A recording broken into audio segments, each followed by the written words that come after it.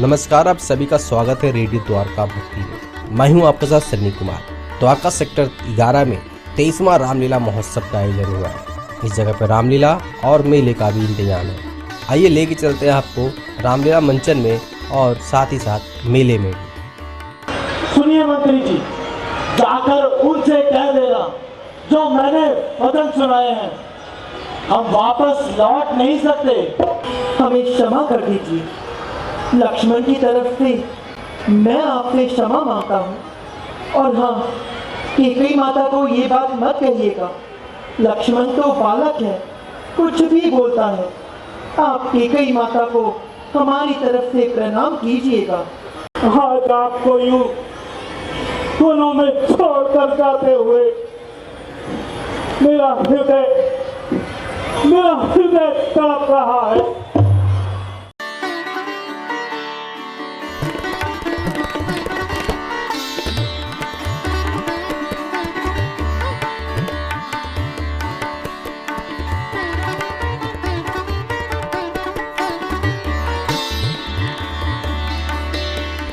जय श्री राम बहुत ही खास है। इस बार हम हमेशा कुछ ना कुछ इनोवेशन डालते हैं। तो पहला दिन हमने दिल्ली में, क्या मुझे समझता है इंडिया में पहली बार किसी रामलीला के मंच पे जो 85 इयर्स प्लस के लोग हैं, उसमें 52 लोगों को हमने मंच पे सम्मानित किया। And we feel very blessed कि उनका आशीर्वाद हमारे द्वारका रामलीला समिति को मिला। नेक्स्ट डे हमने लगभग 600 बच्चे को, जो क्लास 2 से लेके क्लास 5 तक थे, उन्होंने एक कंपटीशन में पार्टिसिपेट किया था, उनको सम्मानित किया।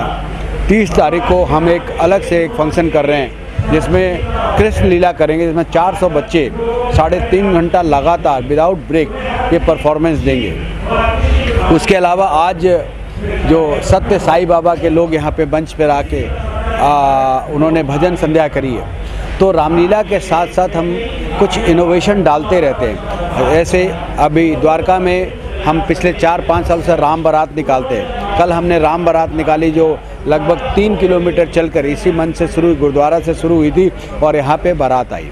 तो हम कुछ ना कुछ इनोवेटिव काम करते रहते हैं। हमारा प्रयास हमेशा यही रहता है कि धर्म के प्रति सबकी आस्था हो, धर्म से लोगों को जोड़ा जाए। रावण लीला करने का मकसद एक ही, ऐसा रामलीला देखिए पूरी दिल्ली में होता है और एक ही कहानी को बार बार दोहराते हैं, लेकिन उसको कितने इंटरेस्टिंग तरीके से उसको कहा जाए ताकि लोगों को उसमें कुछ इंटरेस्ट जगे। खास करके युवाओं को, आज के युवा समय नहीं निकाल पाते, आज के युवा ये नहीं समझ पाते रावण क्या है, राम क्या है, सीता क्या है। तो मैं रिक्वेस्ट करता हूँ आपके माध्यम से भी कि जो भी हमारी बात सुन रहे हैं, अपने बच्चों को, खास करके बच्चे जो क्लास 10 तक हैं, क्लास 12 तक, उनको ज़रूर लाएं, उसको सिखाएं कि भगवान राम का चरित्र क्या बताता है, हनुमान का चरित्र क्या कहता है, सीता के चरित्र क्या कहती है, हनुमान हर का कैरेक्टर, भरत का चरित्र क्या कहता है, उस कैरेक्टर से कुछ सीखें और अपने जीवन में लाएं। अगर 10 से 15% भी अगर वो अपने जो सीख रामलीला के माध्यम दी जाती है, तो मुझे लगता है कि बहुत बड़ा एक बदलाव समाज में आ सकता है। तो सर, जैसा कि रामलीला बच्चे आते हैं देखने, उसके साथ साथ लोगों को लग रहा है झूले या खान पान का भी इसके क्या इंतजाम है? देखिए, आप यहाँ देखेंगे कि जो यहाँ इस साइड में देखेंगे, लेफ्ट हैंड साइड में हमने रामलीला मंचन होती है जो कि 8:30 पौने 9 बजे हम शुरू करते हैं और लगभग 12 सवा 12 तक चलती है। और झूला और मेला जो है 6:30 बजे शुरू हो जाती है। बड़े बड़े जाइंट व्हील हैं यहाँ पे, नौका हैं, वाटर स्पोर्ट्स हैं, दुकान हैं, खाने के स्टॉल्स हैं, साड़ी का दुकान है, कपड़ों का दुकान है, खिलौनों का दुकान है, हर तरह का गेम्स है, चांस गेम्स हैं, हर तरह का हम व्यवस्था यहाँ पे करते हैं। उसके अलावा जैसा दिल्ली सरकार ने इस बार काफ़ी सारे फैसिलिटी दी है, तो हमने अलग अलग तरीक़ों से लोगों को वो फैसिलिटी प्रोवाइड करने की कोशिश कर रहे हैं। हमने एक बार और इनोवेशन किया है, दिल्ली में रैदर पूरे भारत में साइबर क्राइम बहुत बढ़ा है, तो लोगों को अवेयर करने के लिए हमने पूरे दिल्ली में, मैं गारंटी के साथ कह सकता हूं कि पूरे दिल्ली में हमने अवेयरनेस क्रिएट करने के लिए साइबर क्राइम के अगेंस्ट में एक गेट बनाया है जिसको हम साइबर क्राइम गेट बोल रहे हैं, ताकि लोग समझ सकें कि कितना इम्पॉर्टेंट है। और मैं आपके माध्यम से बताना चाहता हूं कि 1930 का प्रयोग करें। किसी भी अपने जो पर्सनल इन्फॉर्मेशन है, प्लीज़ कोई भी हो उसको शेयर ना करें। रावण दहन की क्या खास तैयारी है? रावण दहन हमेशा हमारे लिए ख़ास होता है और पिछले जब से सुप्रीम कोर्ट ने ऑर्डर दिया है कि भाई पटाखे ना जलाएं, जैसा भी एक दिन डीसीपी ऑफिस की मीटिंग में पता चला कि कुछ लोग यहाँ पे सुप्रीम कोर्ट के बैन के बावजूद भी पटाखे डाल के जलाते हैं, तो हम कानून का रिस्पेक्ट करते हैं, हम गवर्नमेंट के जो भी नियम होते हैं उसका रिस्पेक्ट करते हैं और पिछले 5 सालों से हम कोई पटाखा नहीं डालते। हम साउंड सिस्टम के साथ उसको सिंक्रोनाइज करके और उसका आनंद देते हैं और लोगों को एक इन्वायरमेंट फ्रेंडली रावण दहन करते हैं। केवटराज, आवत है। प्रणाम प्रभु, प्रणाम प्रभु। विधान साहब की क्या सेवा कर सकत है प्रभु? कहीं केवटराज, हमें गंगा पार जाना है, क्या आप हमें गंगा पार करा सकते हैं? हम आपको गंगा पार तो करा देते, परंतु मन में एक शंका है। भला कैसी शंका, कैसा संकोच है आपके मन में? प्रभु सुधर रहे, एक पत्थर पर आपका पैर पड़ते ही वो सुंदर नारी बन गई। तो प्रभु, मेरी तो ये काठ की नाव है, कहीं छूते ही छूमन करना होगा।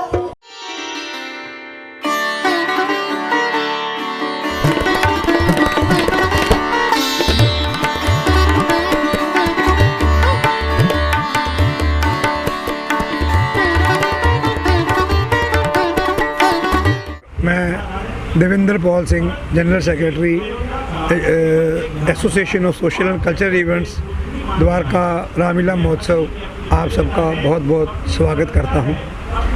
ऐसे है कि सिक्योरिटी की जो बात है, इस बात सबको पता है कि हर तरह से थ्रेट्स हर जगह से मिल रहे हैं। जैसे कि पता द्वारका के हर स्कूल को, हर कॉलेज को कोई ना कोई मेल आ रही है, हॉक्स कॉल आ रही हैं बम्स की। तो इसको देखते हुए हम लोगों ने काफ़ी अच्छी तरह से सिक्योरिटी का इंतज़ाम किया है, जिसके अंदर कि हमने तकरीबन 40 के करीब हमारे सिक्योरिटी गार्ड्स लगे हुए हैं, तकरीबन 10 के ऊपर हमारे बाउंसर्स लगे हुए हैं और इसके अलावा Delhi police, Delhi armed police और आर्मड फोर्सेस के जो जवान हैं दिल्ली पुलिस की तरफ से, वो भी काफ़ी सारे यहाँ डिप्लॉय कर रखे हैं पुलिस ने। और हमारे एसीपी साहब, डीसीपी साहब, एडिशनल डीसीपी साहब रेगुलर राउंड पे रहते हैं। और इवन डीएम ऑफिस से और एसडीएम ऑफिस से भी रेगुलर इंस्पेक्शन होता है, वो सारे सेटिस्फाइड हैं। हमने जगह जगह पानी के ड्रम्स रखे हुए हैं, आग की बाई चांस कोई हैपनिंग होती है। जगह जगह हमने तकरीबन 50 के करीब हमने फायर वाले सिलेंडर्स लगा रखे हैं। तो इन चीज़ों को देखते हुए मेरे ख्याल में ये एक सिक्योरिटी का अभूतपूर्व इंतज़ाम है, जिससे कि लगता नहीं है कि आने वाले समय में कोई दिक्कत आ सकती है। इसके अलावा आप देख रहे हैं मेला है, मेले के अंदर काफ़ी सारी राइड्स लगी हुई हैं, बच्चों की भी हैं, बड़ों की भी हैं। उसके साथ भी हमने वहाँ पे भी हमने भी पानी के ड्रम्स और साथ में फायर डिस्ट्रीब्यूशन रखे हुए हैं, ताकि कोई बाई चांस की ज़रूरत पड़ जाए तो आप इस्तेमाल कर सकें।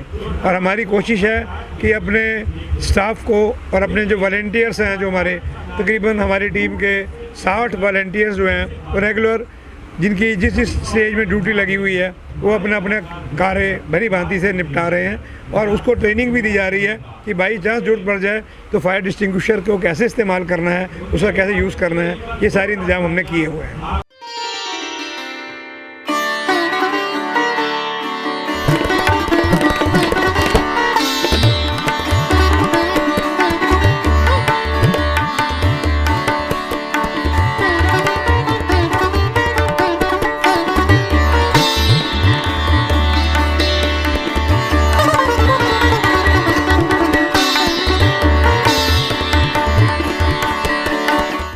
इस यात्रा में कौनो कष्ट तो नहीं हुआ प्रभु?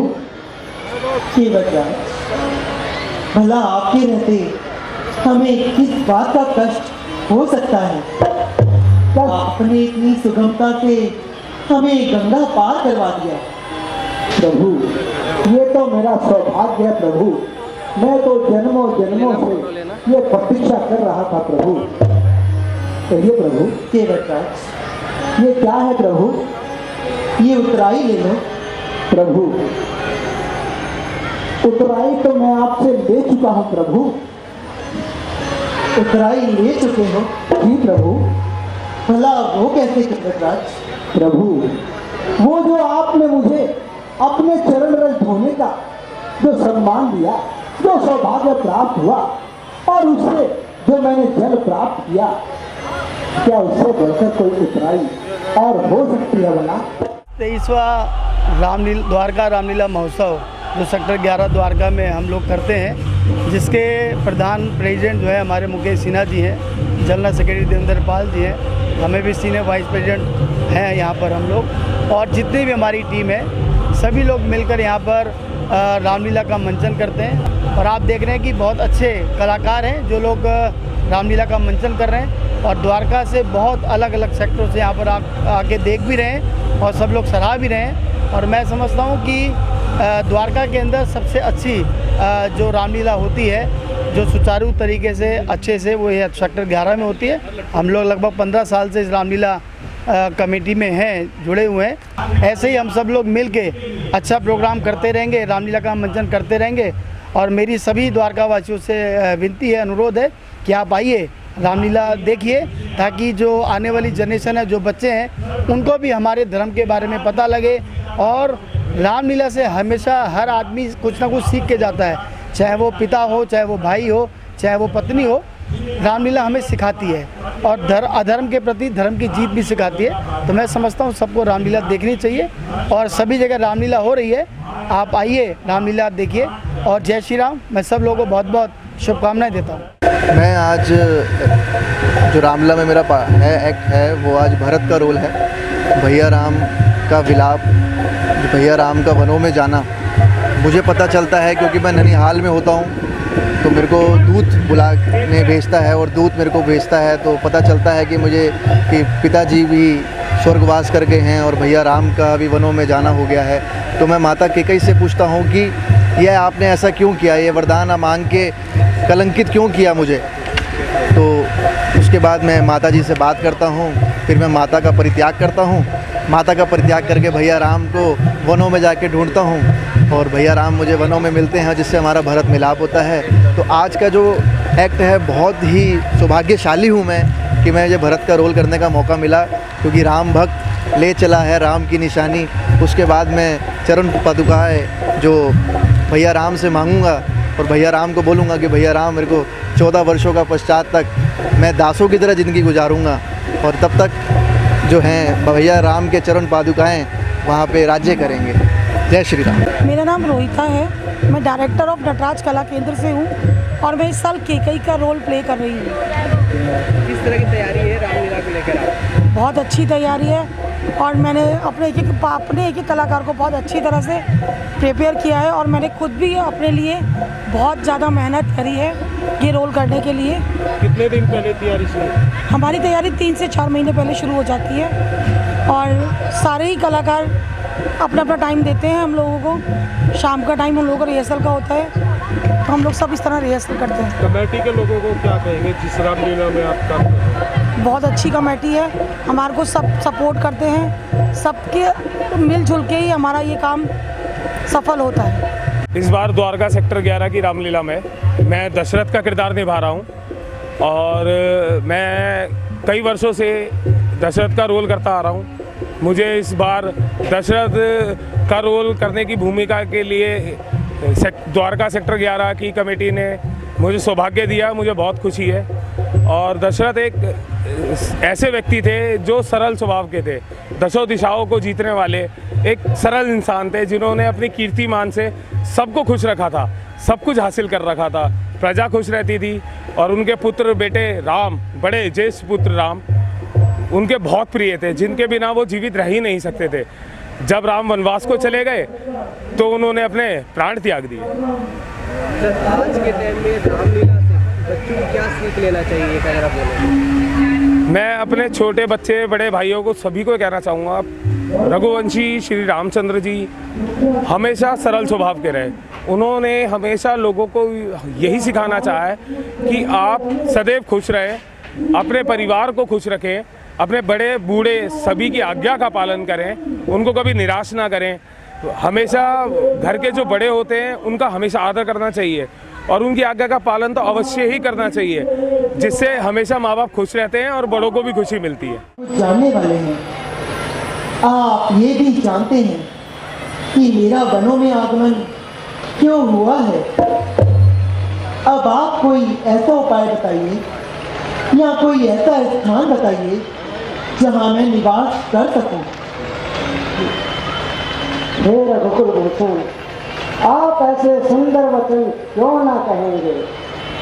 आप तो वेदों की मर्यादा का पालन करने वाले हैं, किंतु असमंजस की बात तो यह है कि आप सर्वज्ञ होकर भी मुझसे पूछ रहे हैं। प्रभु, आप कृपा करके मुझे वह स्थान बताइए जहाँ आप नहीं हैं।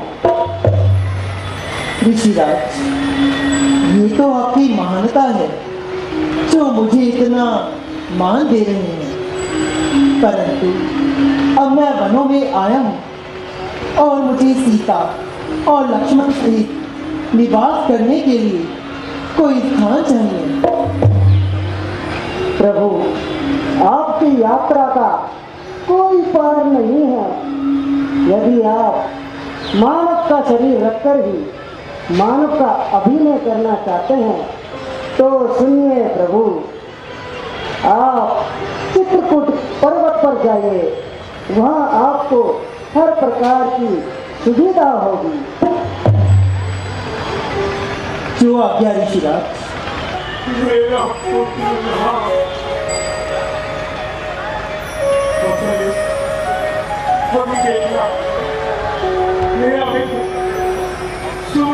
राम को लेके हाथ से ही लौटेगा, हाथ से ही लौटेगा।